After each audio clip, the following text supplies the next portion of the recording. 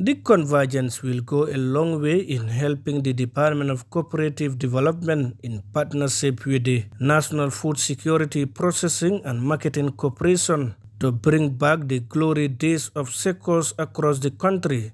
SECO executives gathered in Pakalending to select regional bodies towards proper management of SECOs across the country. Abba Jibril Sankare, Registrar General of the Department of Cooperative Development, said the initiative will significantly help government in empowering SECOs across the country. The purpose of this convergence is to bring them here, make them select their own regional executive as far as management of these SECOs are concerned. Because it's good to have structures, and these are the structures government is going to directly deal with when it comes to any assistance as far as the SECOs are concerned. Seydou MS Baji, Emani Manager, National Food Security Processing and Marketing Corporation, urged farmers to desist from ungodly manners, saying some people add sand in groundnut bags, thereby increasing weight, which is unacceptable. When we went round, to check and see, we experienced that some they putting sand inside the bag, because our quality control officers, they said the maximum a bag can give you at least is 70 kilos. So if you go beyond 70 kilos, obviously there's something inside the bag. So that's why we've always asked them to, screen before weighing. We do give them rice, we give them fertilizer. It's like they owe us almost up to $18–19 million.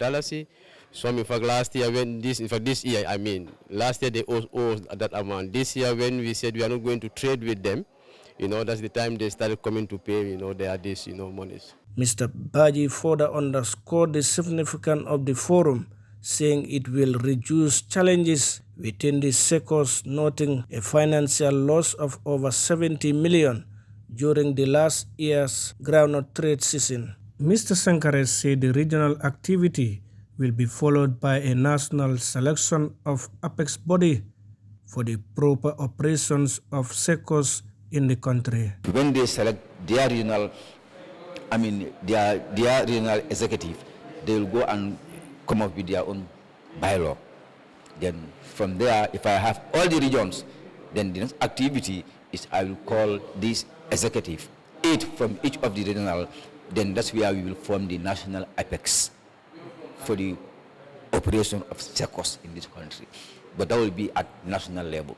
So you will see government can directly deal with this apex, and then from there it will filter down up to village level. So this is the plan we have, because this is an assignment on my department by the ministry.